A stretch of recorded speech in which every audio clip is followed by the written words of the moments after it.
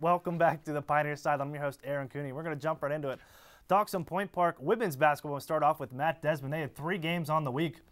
And starting off Tuesday, you heard the broadcast live. Me and Matt Desmond from Mount Vernon Nazarene over in Ohio. Point Park, unfortunately, will drop their first game of the season in Coach Grenick's debut, 54-42. Austin with 23 points and 12 rebounds. The only bright spot there, but Point Park, not too good of a showing, Matt, and it showed on the scoreboard. Yeah, we saw this game early on, and Aaron, definitely one thing that stood out to this team is it was their first game of the season and really played like it as well. You saw April Austin was the leading scorer and leading rebounder for this team. And it was interesting to see that Johnson Peterkin wasn't in the lineup for the first game. Your big person under the hoop, the person that's going to get this team going, and she wasn't there. So I think that was a little bit of to add on to this factor. But the team didn't shoot well as well. They had 24% from the field. That's not going to win you ball games, and that's definitely what the case was in the first game. They held the Mount Vernon Nazarene team to 14% from the field. But the defensive style of play didn't hold over into the second half, and they ended up losing that game, Aaron. And I wasn't really impressed from the coaching style from Grenick, but they seemed to pick it up as the weekend went along. And the weekend they would fare much better. And first matchup on Saturday, taking on Midway of Kentucky and Point Park, getting their first win. Coach Grenick, his first win of the year, first as a Pioneer, 62-49. There you see Peterkin getting back into the lineup, what you were calling for there, Matt, 17 points and 10 rebounds.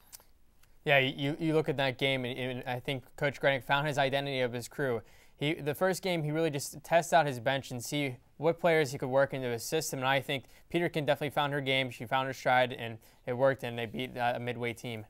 Yeah, Midway came onto the season at 1-4, excuse me. So big win for Pioneers just to get that first one into the books, excuse me.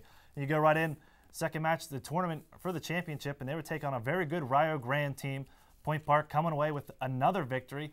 They were a little upset with the defense, Coach Grenick said, but definitely a big win for Point Park University. As you see, Beatty, Austin, and Peterkin all with 12 or more points for them. Pioneers win 73-66. Yeah, maybe a team that's a little down in the past years. The Rio Grande team went into the game before that game, and they played a Carlo team into overtime, and that was a little bit of a shocker to me. But the Rio Grande Storm did put up a fight against the Pioneers, but the Pioneers actually they found more of an identity of the team. Peterkin was also in the scoring fest. They had 4 players in double digits. They had Beatty, Savitsky, Peterkin, and Austin. So it looks like they're getting the ball contributed around the perimeter a lot, and that's good things for this Point Park Pioneer team. Now, Coach Grenick has said that he wants to play more defensive style, and if you hold teams under 60 points, you're going to win. Point Park held Rio Grande to 66, but still in that area. Is it defense? Are we seeing the defense that Coach Tony Grenick wants to have?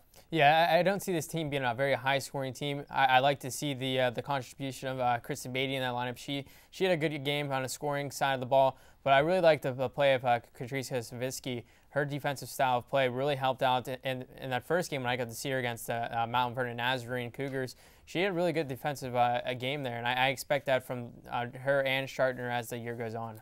Matt, thanks as always. The women have 3 games on the schedule this week. We'll be there broadcasting 2 of them. I'm going to step right in. Men also had a tournament this weekend, taking on 2 different teams. They had 2 matchups themselves.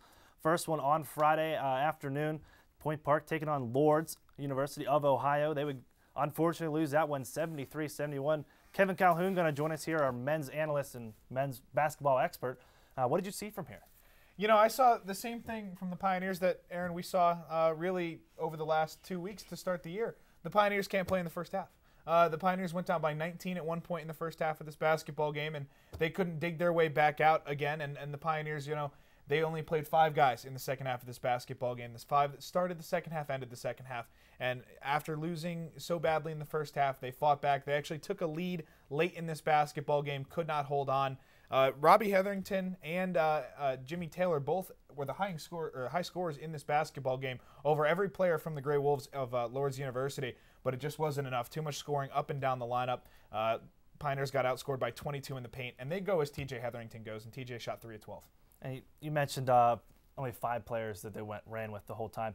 Is that something to be worried about? Only 5 guys being able to be productive for this Pioneer squad? You know, when I think about that, Aaron, I look at the fact that the Pioneers are injured. They don't have players playing. Eric Johnson's going to play starting second semester this year.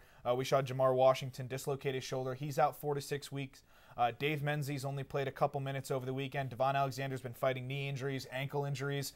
Jimmy Taylor even tweaked his knee a little bit on Friday, continued to play well throughout the weekend. But they're injury prone right now.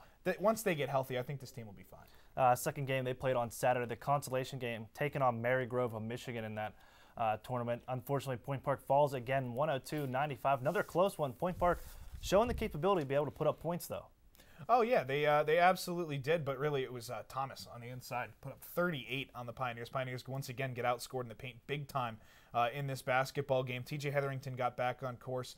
Jimmy Taylor shot the ball well, but again, it really just comes down to the legs of this Pioneer team and the fact that they're not scoring in the first half. Again, the Pioneers down by 17 in this game, and throughout the first 3 of 4 games this year, the Pioneers have trailed by at least 14 in the first half, come back, taken a lead, and then lost.